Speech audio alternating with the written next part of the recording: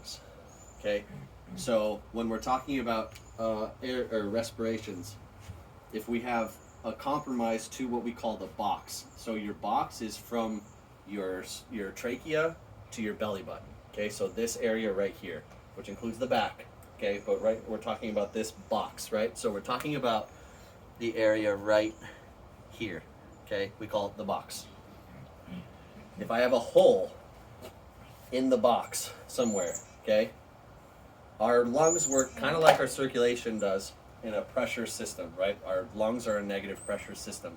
So if I mechanically try to force air into my lungs, I can only fill them about a third of the way, right? The pressure on the outside of the lung has to be less than the pressure inside the lung for it to expand, right? Your diaphragm contracts and so on and so forth. So if I introduce air outside the lung, your lungs and your chest, it's called your pleural space, but your pleural cavity, right? That's what it's called. If you take like 2 plastic bags and get them wet, they stick together, but they're not attached, right? They're hard to separate, but you can still attach them. If I introduce air into this space, so if I have a gunshot or a stab, air is now being sucked in, right? What happens is air starts accumulating outside of the lung, so now the lung can't expand anymore. So you start to get separation, and now the lung is slowly being less able to expand. It takes time. So when we get to respirations, it's roughly 15 to 17 minutes, and it's called a pneumothorax, where you have a collapsed lung, is what it's called. So when you get to this, it's like 17-ish minutes is before you start to see like a collapsed lung. For you guys, that's where this comes in. This is called a chest seal.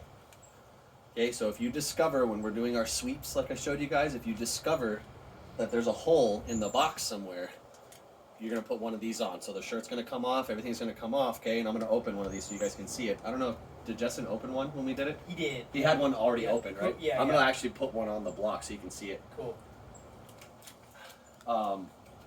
So this is a chest seal, okay? So when you open them, some of them come in 2 packs. This is just a single one.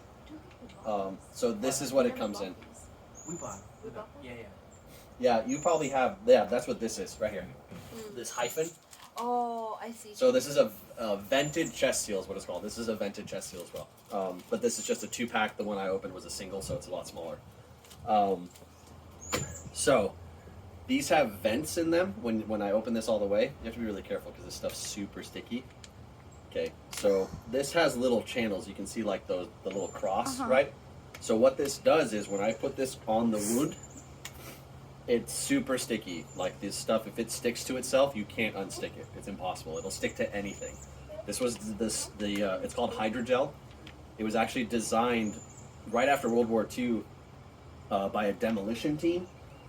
They wanted to be able to stick all of their charges and all their explosives to any surface. So they came up with something called hydrogel. So they'd coat it and they'd be able to stick it to walls and whatever surface they came across. The medical field discovered it and went, hey, this is actually okay for the human body. Like it's non-toxic, it doesn't hurt him, and it sticks to anything. We're going to use this for this application. And that's what so you can actually buy rolls of hydrogel and you can cut your own. You can make little strips, you can make big ones. Like it's pretty cool. Yes? How you can, when it is off, you can... How to take it off? Yeah, it will come off with a lot of, it just takes a lot to get it off. I mean, you can use like acetone or something, whatever, to get it off, but usually if you're putting it on, it needs to stay on for a while until they can actually get to a higher level of care. But this goes on, and you put it over the wound, so this clear part would go over the wound. So it has these vents in it. So what happens is when I breathe in, the vents suck to the skin, right? So it keeps air in, but when I exhale, if there's air outside the lung, it allows it to leave.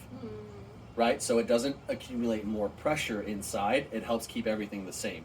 Okay? So I'll take this off. And like I said, because some of them come folded, you have to be really careful when you undo these.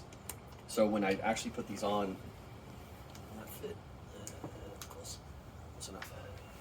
So when you put these on, you want to make sure, one, that it's undone all the way. Because if it's like this and I undo it and it sticks to itself, you can't use it anymore. You got to get another one. because it's just so sticky. So you want to make sure that when you're peeling this off, that you peel it off. You see how sticky it is? Here, you want to feel it?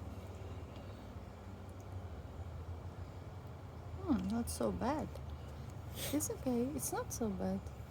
Well, if you were to put it on and then step on it, yeah, it's gonna stick really bad. Really, it's really sticky. And this one I've had this one for a while. You want to replace them like every 6 months if you want to feel it. But if you put that on and shove it on someone, it's gonna stick. You want to put it on? You want to feel it? There. So when you put these on, you don't want to just peel this whole thing off, because if it's windy and it sticks to itself, you have a problem. So when I start to undo it, sometimes what I'll do is I'll just rotate it and I'll find where it is I'm gonna put it, and I actually will put it on first like this, and kind of like when you put a sticker on, you use like a credit card, kind of like that. So I find wherever it is that I want to do it. See how it folded like that? If I had this all the way open, it would have stuck to itself, right? So I find where I want to put it, right? So if I'm just putting it on, I guess I can put it over a hole, but if I want to put it on, right? Is this something when like you pack the wound and then you put that over as well? Or No, that's so just this on the is chest? in a spot on the chest where you can't pack. I see. So now I've got it on, like that, and then I will literally just do this, put it on, Like credit cards, like Yep. and I'm just getting the kind of the bubbles out of it or whatever, and like that's hard to get off, okay? So, and see how it left this little vent, and it's got 4 holes. So when they inhale, it sucks in, so it keeps all the air in, so they're actually able to perfuse, is what it's called, to get oxygen to all of their muscles and tissues, blah, blah, blah. When they exhale, that pocket will lift, and it'll actually let air leave the cavity. So, you brought up a question about packing. So, anything in here, we can't pack this.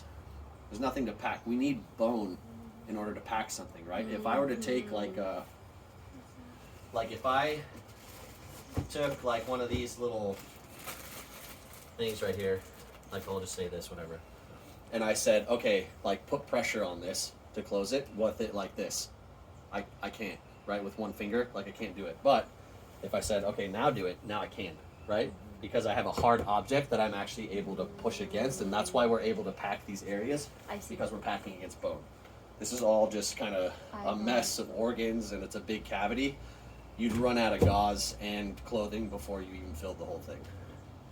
So, so what we're doing is, this is for air. It does work with fluid. However, we get into the other part of respirations. I guess I could have wrote respirations on there. The other part of respirations is, earlier I brought up